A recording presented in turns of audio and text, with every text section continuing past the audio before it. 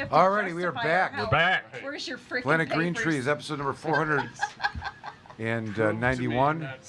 We're almost to 500. We're calling it Disquisitions for those that aren't sure or need some input.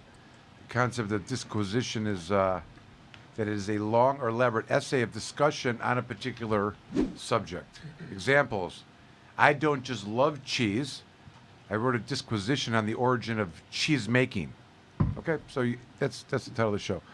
Before we return to the question of firearms and the Second Amendment, I did want to just ask Amanda. I know, of course, Amanda, your elevation station is certifies patients for medical marijuana. There's been a period here now where there's been telemedicine. I know the doctor does telemedicine for other types of things as well. Good question is, under this new lockdown, is the telemedicine deemed back in play for the governor? It's a good question. I think I would argue yes. But what has been your experience lately, especially through the COVID, in terms of the number of patients that you guys are seeing? Do you notice any trends in any one particular direction? Are people still desiring to get their cards?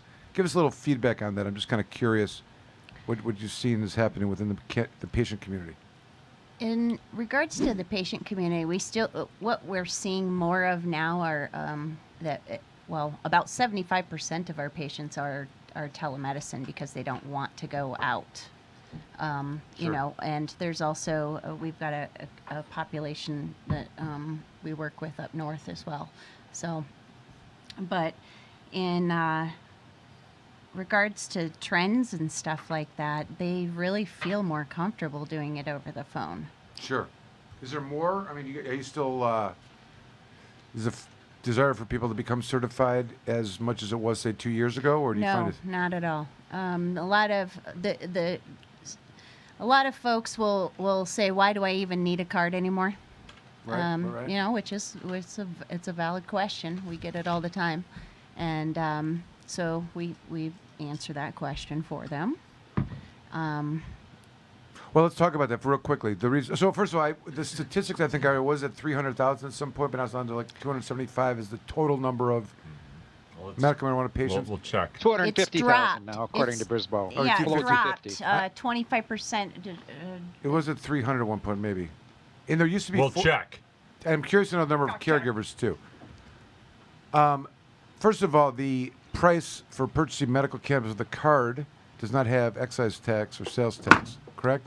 So generally it's going to be cheaper. That's one thing, arguably, right? Second one would be, I guess certainly for the purposes of driving, Yes. if you're under the age of 21, a person with a card is not going to, theoretically not going to be charged with any presence. Theoretically. You know, That's a the good point, options that they have at the dispensaries are different as well. There's a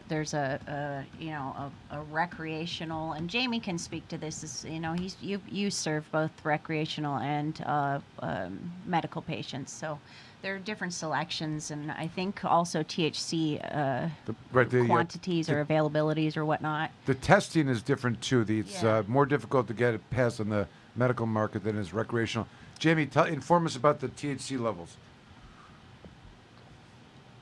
The only difference between programs is the amount of milligrams in an infused product. I believe you could go up to 1,000 milligram product in medical and up to 200 under the MRTMA. Those types of products are not common because it's not that necessary to have so much. But the patients, Usually. they seem to feel like when they're coming through, they feel like they're getting a medical grade quality. Like if you have your medical marijuana card, you're getting medical marijuana.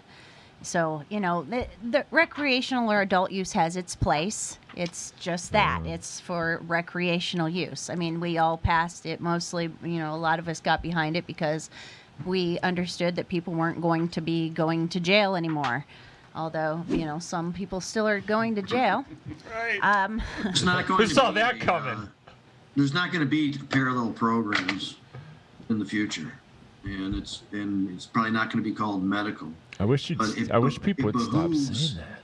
The retailers to be prepared to accommodate that market. Those Absolutely. people that are looking for health and wellness products and need information on ideas of how to get started to try to figure out what's going to work for them and their condition and that type of stuff. Yeah. We're definitely going to do that at the Botanical Company. That's a focus. Yeah, I think it's really important because as we're seeing a lot of these, patients that come through, especially at our clinic anyway, we get people that start out with recreational and decide to get their card not only because of the cost, but also just because, they're well, I guess cost, but they're also using it for medicine. They get availability of.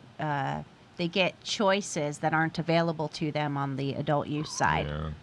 So I think the most important thing is that the lawyer in the room said that you should get it. yeah, And I would advise people to Absolutely. listen. I mean, the driving, and correct me if I'm wrong, but the driving issue hasn't been tried in court yet. This is true. It is not. So anything could happen. If Also, you, it depends if you're acting. Better to have a defense than not. Patient or caregiver. First of all, you shouldn't be charged with crimes either way, right? I mean, but if you're going to be forced to put on a defense to a crime, the MMA provides both an immunity assertion and an affirmative defense, which is essentially a determination of what's your medical need or necessity for. What's this? Is this the list here of This is- patients? yeah, so States. Michigan is 261,989 patients as of March. Wow. But the one I thought was really interesting is Oklahoma, which is actually the highest in the nation at almost 8% of their population is a medical marijuana patient. So we're in process right now of starting to serve Ohio patients and Illinois patients as well. So Well, it's affordable medicine in in the comparison next couple to of months we'll be doing Georgia as well. So. It's affordable medicine in comparison to the prescription drug options you have available if you don't have insurance, which can be very costly, and cannabis helps out with a lot of things. Yep, absolutely. It helps out with a lot of what ails you, that's for sure. So it's a good alternative option for those who don't have prescription coverage. And that's There's what you're another- seeing. There is another important reason why people need to come and see Amanda at the elevation station, and that is if they're under 21 years old but over 18 years old. Good point, Alan. Absolutely, Alan. I did They can't go mention into a that. dispensary. Yeah. And I did mention that because we have cases, unfortunately, where someone under 21 who, under the recreational law, would be prohibited from possessing and/or ingesting cannabis, who's driving and arrested for having cannabis in their system, is charged with any presence, Of course they are. which is a crime that.